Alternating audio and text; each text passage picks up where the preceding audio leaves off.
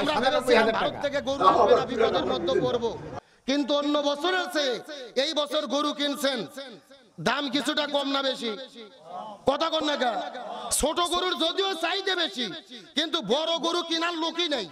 স্বরাষ্ট্র উপদেষ্টা বলতেছে এইবার তো দুর্নীতি বাজরা নাই, কোটি কোটি টাকা দুর্নীতি করার সুযোগ নাই, এত টাকার গরু কিনবে কে? এই জন্য গরুর চাহিদা কম। আলহামদুলিল্লাহ বলেন। আমরা গভীর মনোযোগ ভালো করে বোঝার চেষ্টা করবেন। দেশ হিসেবে, জাতি হিসেবে, এই দেশের নাগরিক হিসেবে আমাদের সচেতন হওয়ার দরকার আছে না নাই? আমার প্রিয় বন্ধুগণ, মুসলমান ভাইরা গভীর মনোযোগ লক্ষ্য করুন।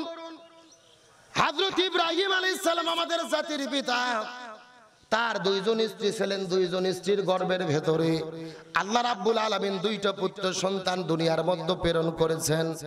হযরত সারা আলাইহিস সালামের গর্ভের ভেতর থেকে হযরত ইসহাক আলাইহিস সালাম পৃথিবীতে আগমন করেছেন, আর হযরত হাজরা আলাইহিস সালামের গর্ভের মধ্য থেকে হযরত ইসমাঈল আলাইহিস সালাম এই দুনিয়ার মধ্যে আগমন করেছেন। হযরত ইয়াকুব আলাইহিস সালাম, হযরত ইসহাক আলাইহিস সালামের পুরো বংশধরের ভেতরে বনি ইসরাইল সম্প্রদায়ের মধ্যে এক নয় দুই নয় প্রায় 1 লক্ষ নবী রাসূল পৃথিবীতে প্রেরিত হয়েছে, কিন্তু হযরত ইসমাঈল আলাইহিস সালাম এর বংশধরের ভেতরে একমাত্র একজন নবী পৃথিবীতে এসেছেন, তিনি হলেন মুহাম্মদুর রাসূলুল্লাহ। সকলেই পড়ি সাল্লাল্লাহু। গভীর মনোযোগ বোঝার চেষ্টা করবেন। ইসহাক আলাইহিস সালামের বংশধরের ভেতরে 1 লক্ষ নবী রাসূল পৃথিবীতে আগমন করেছে, আর হযরত ইসমাঈল আলাইহিস সালামের বংশধরের ভেতরে মাত্র একজন নবী পৃথিবীতে আগমন করেছে, হযরতে মুহাম্মদ রাসূলুল্লাহ সাল্লাল্লাহু আলাইহি ওয়াসাল্লাম। হাদিসের মধ্যে এসেছে ওই 1 লক্ষ নবী রাসূলের যা সম্মান, যা মর্যাদা, যা গুরুত্ব, তার চাইতে আমাদের নবীর সম্মান, মর্যাদা, গুরুত্ব আল্লাহর কাছে 1000 গুণ বেশি।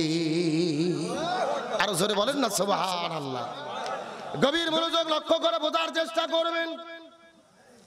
হযরত ইব্রাহিম আলাইহিস সালামকে যখন অগ্নিকুণ্ডের মধ্যে ফেলে দেওয়া হয়েছিল, ইব্রাহিম আলাইহিস সালাম আগুনের মধ্য থেকে মুক্তি পাওয়ার পরে আল্লাহ রাব্বুল আলামিন হযরত ইব্রাহিম আলাইহিস সালামকে হুকুম করলেন, ইব্রাহিম তোমাকে আর ইরাক দেশের মধ্যে থাকা যাবে না, হিজরত করে ফিলিস্তিনে যেতে হবে।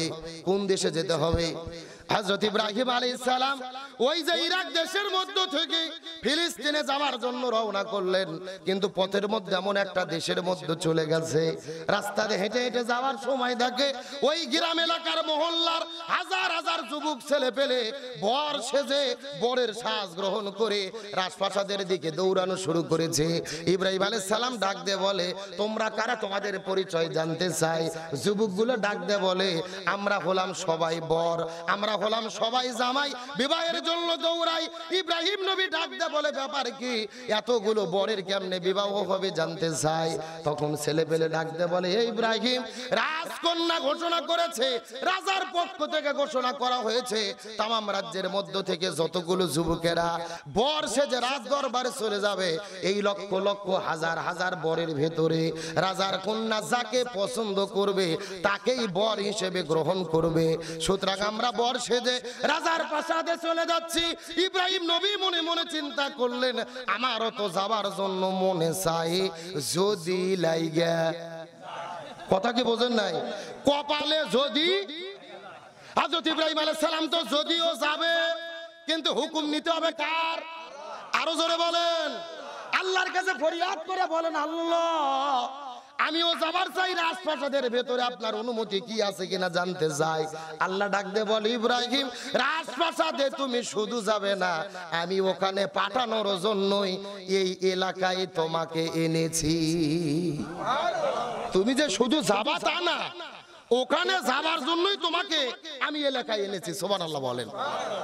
হযরত ইব্রাহিম আলাইহিস সালাম আল্লাহর অনুমতি পাওয়ার পরে বর সেজে চলে গেলেন রাজপ্রাসাদের ভেতরে। হাজার হাজার যুবকেরা বিবাহ করার জন্য বর সেজে লাইনে দাঁড়িয়ে গেছেন। হযরত ইব্রাহিম আলাইহিস সালামের শরীরে ভালো কোনো পোশাক নাই, ভালো কোনো পোশাক নাই, ভালো কোনো সাজসজ্জা নাই, তার শরীরের মধ্যে ভালো কোনো আতর সুগন্ধি নাই। ইব্রাহিম আলাইহিস সালাম সামনে দাঁড়াতে পারে নাই, সমস্ত যুবকের পেছনে ইব্রাহিম আলাইহিস সালাম দাঁড়িয়ে আছে। হযরতে সারা আলাইহিস সালাম ওই সময় ছিলেন বিশ্বের সবচাইতে বিশ্ব সুন্দরী। হযরতে সারা আলাইহিস সালাম তার বান্ধবীদেরকে ডাকতে বলে, বান্ধবীরা রে, হাজার হাজার বরেরা আজকে বিবাহ করার জন্য আসবে, কিন্তু জানি না আল্লাহ আমার কপালে কি লিখে রেখেছে।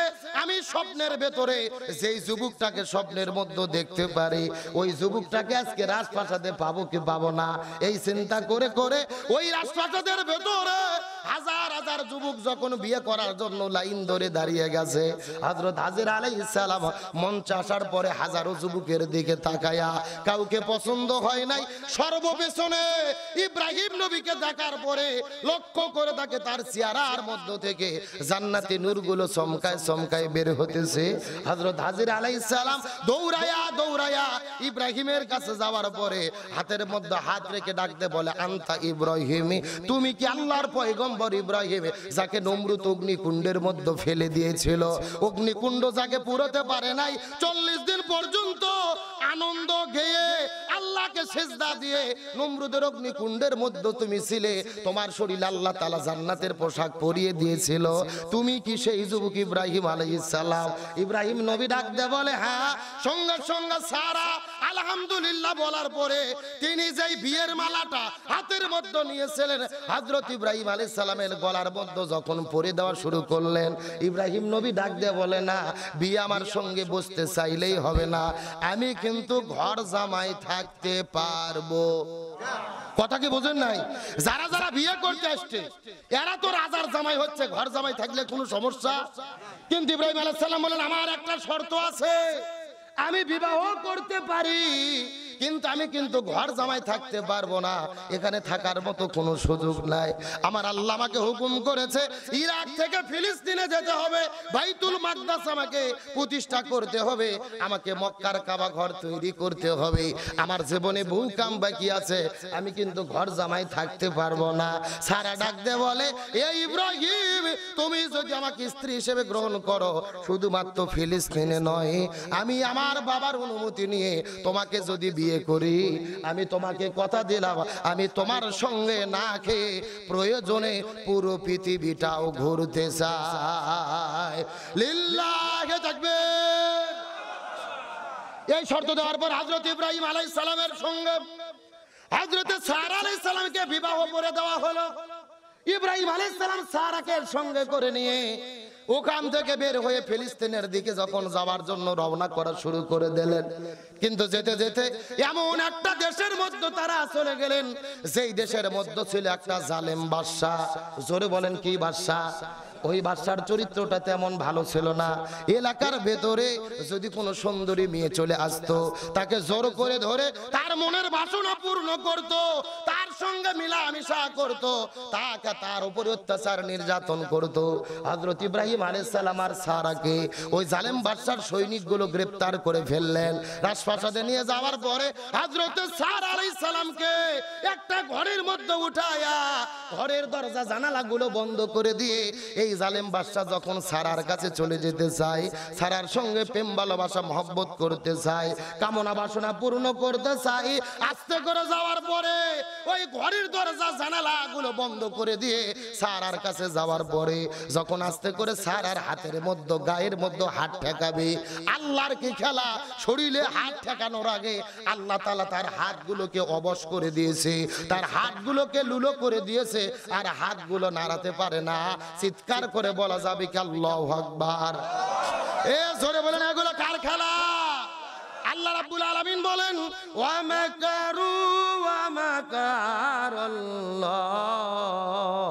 আল্লাহু খায়রুল মাকিরিন। আর জোরে বলেন আল্লাহু আকবার। আল্লাহ বলেন, তারাও ষড়যন্ত্র করে, আমি আল্লাহ আমিও কৌশল অবলম্বন করি, কার কৌশল বিজয় হয়? আরো ধরে বলেন। আল্লাহ বলছেন, ইয়াকিদুনা কায়দা ওয়া আকিদু কায়দা, তারাও কিছু কায়দা কৌশল করে আর আল্লাহরও কিছু কায়দা কৌশল